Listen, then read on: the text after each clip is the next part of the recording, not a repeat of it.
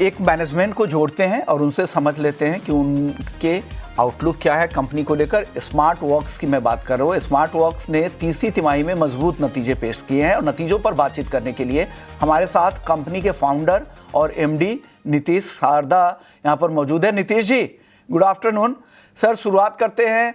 आपके जो मुनाफे के नंबर आए हैं, क्योंकि कई क्वार्टर के बाद दिखने को मिल रहा है, कई तिमाहियों के बाद, कि आप लॉस से प्रॉफिट में आएंगे। क्या इस तरह का ग्रोथ मोमेंटम आगे बरकरार रहेगा? FY26 में ओवरऑल क्या रिमेनिंग आउटलुक है और FY27 के पूरे साल के लिए भी बता दीजिएगा। अगर आप हमारा ग्रोथ देखेंगे तो Q3 FY26 हमारा अभी तक का सबसे स्ट्रॉन्गेस्ट क्वार्टर रहा है। अब हमारे बिजनेस में कंपाउंडिंग इफेक्ट आने लग गया है।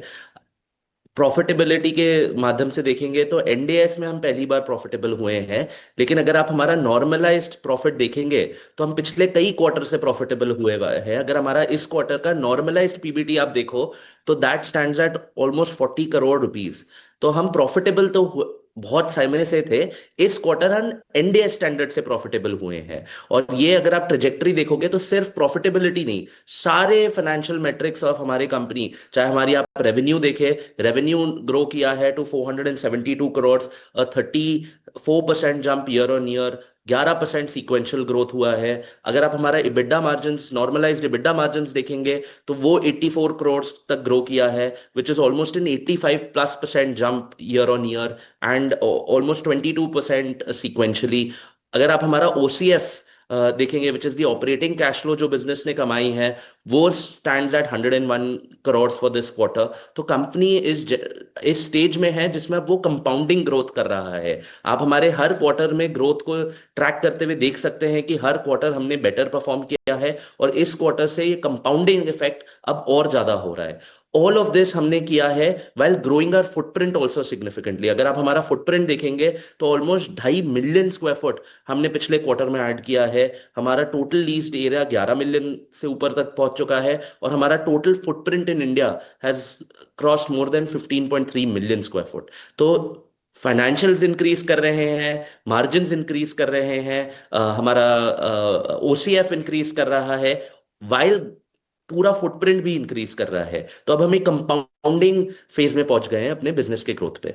ओके, तो चलिए, ये अच्छी बात है कि कम से कम रिकवरी इस फ्रंट पे दिख रही है। सर, अब एक बात ये कर लेते हैं कि आईटी क्लाइंट्स जो आपके कुल रेवेन्यू में 38% का कंट्रीब्यूट करते हैं, तो क्या प्लान है डाइवर्सिफाई का? क्या आगे चल के कुछ प्लान है? और आगे चल के कौन से ऐसे सेगमेंट्स होंगे, कौन से ऐसे वर्टिकल्स होंगे जो कंपनी की ग्रोथ को ड्राइव कर सकते हैं?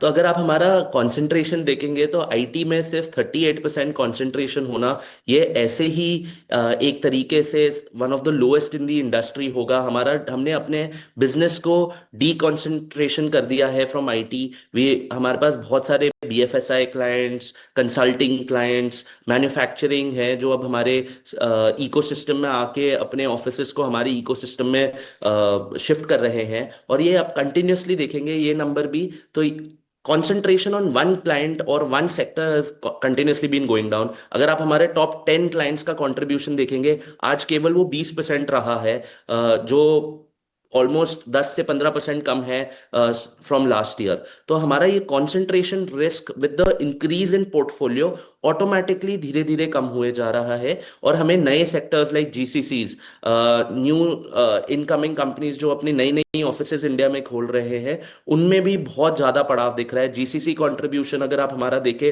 तो ओवर 15-16% से ऊपर ऑलरेडी हो चुका है और अब आप ये नंबर को देखेंगे सिग्निफिकेंटली ग्रो करते हुए। चलिए सर, अब कैपेक्स की बात कर लेते हैं। नीतीश जी, कैपेक्स को लेकर आप लोगों के कितना यूटिलाइज आपने FY26 के जो बीते हुए 9 महीने में क्या यूटिलाइज आपने किया है? हाँ, और आगे कैपेक्स को लेकर क्या आउटलुक है जो बचे हुए 3 महीने FY26 के और वो पूरा FY27 के पूरे साल के लिए क्या आउटलुक है?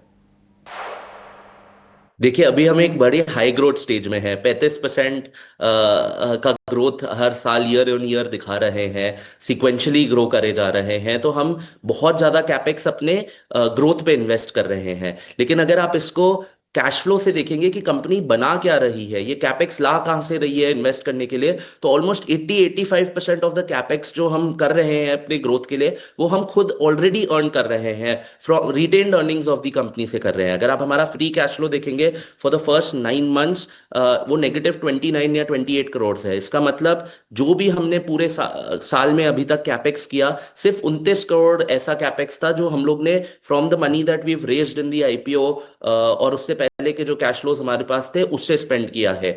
मोस्ट ऑफ इट, ऑलमोस्ट 80-85% से ज्यादा हमारी जो स्पेंडिंग है on growth is coming from our retained earnings.